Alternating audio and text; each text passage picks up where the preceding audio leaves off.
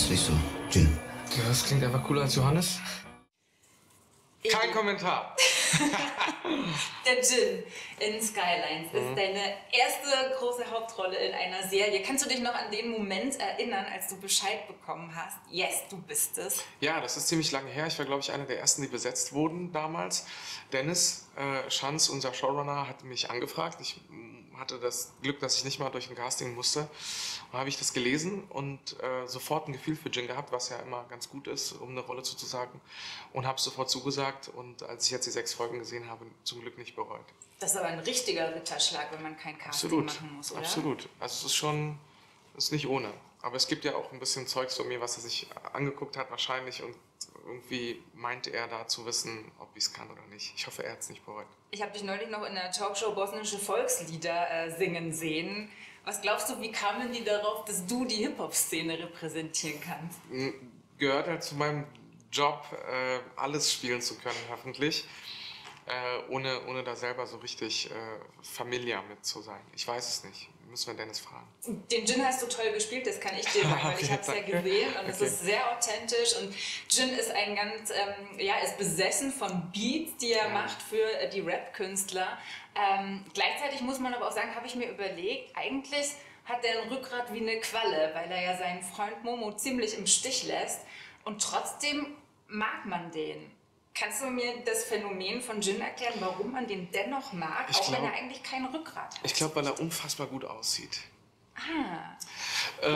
Und also ich weiß nicht, wieso man ihn mag. Ich verstehe es, also vielleicht, weil man sich als Zuschauer, auch wenn man nicht aus dieser Finanzwelt und nicht aus dem Rap und keine Kontaktfläche aus der Kriminalitätsrichtung irgendwie hat, gibt es, glaube ich, ein Teil von uns allen, der sich da irgendwie wiederfindet. In Jin vielleicht, in der Serie, entweder ist es der Egomane, der Loyale, der Unloyale, der Kämpferische, der verzweifelte Teil.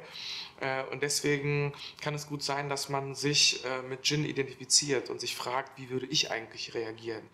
Und du hast recht, ich finde, die Serie zeigt ganz gut, nicht nur anhand meiner Rolle, was passieren kann, wenn man kein Rückgrat hat und wenn die Gier nach Erfolg und Macht mit einem durchgeht und dicker wird als Blut und Familie und Freundschaft. Okay, das war jetzt eine Steilvorlage. Wie würdest du denn reagieren? Würdest du für den Erfolg oder besser, hättest du für die Rolle in dieser Serie eine Freundschaft geopfert? Hätte, wäre, wenn. Also für Jin musste ich immer Ja sagen. Das gehört dazu. Wenn ich dann irgendwie Jin anfange zu bewerten und zu beurteilen, entsteht eine Distanz zwischen ihm und mir und die ist sehr hinderlich.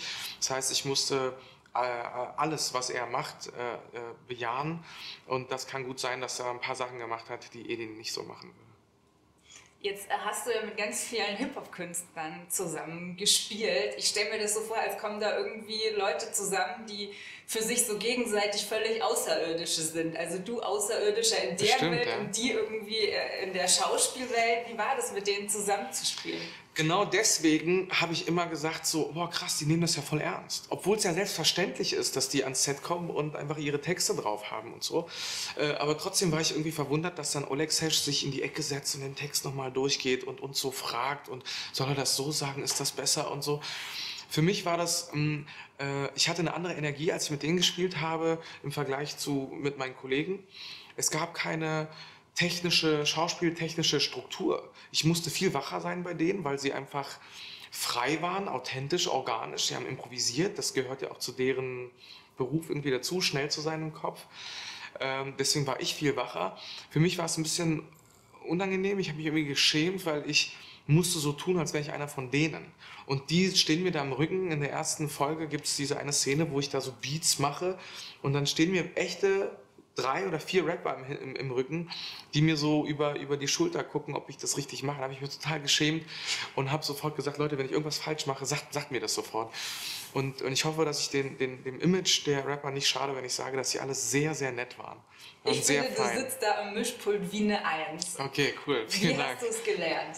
Ich habe einen Coach an die Seite gestellt bekommen und der kam zu mir nach Hause und es gab immer so, ich wollte so einen anderen Takt und der wusste nicht, was ich will und ich habe immer so zu Hause dann damit rumprobiert und ich kam immer an einer Stelle nicht weiter, bis sie festgestellt haben, dass ich immer so sehr orientalische Beats mache, die weniger aus dem Hip-Hop und aus dem Rap kommen, sondern mehr vom Balkan.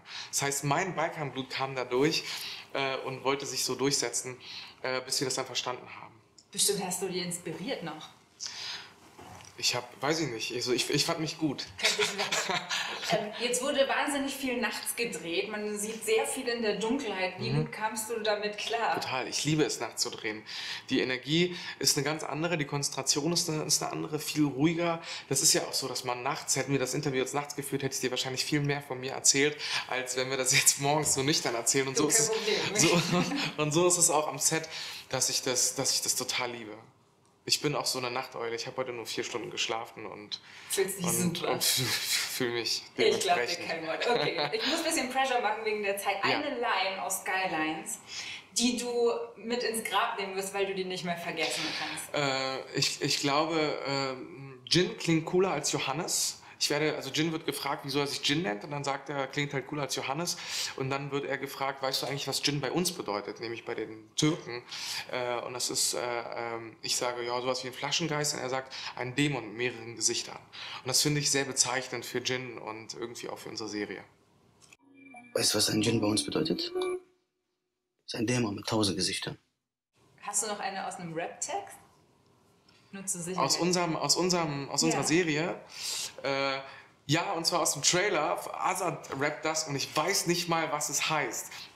Ich verstehe es nicht. Er sagt Skyline, Primetime, Chicks und Schure. Irgendwie sowas. Also sowas, das habe ich die ganze Zeit im Kopf und weiß nicht mal, was er da rappt. Es ist doof von mir, aber ja. Ich muss es mal googeln. Vielen Dank, Eli. Danke auch. Super.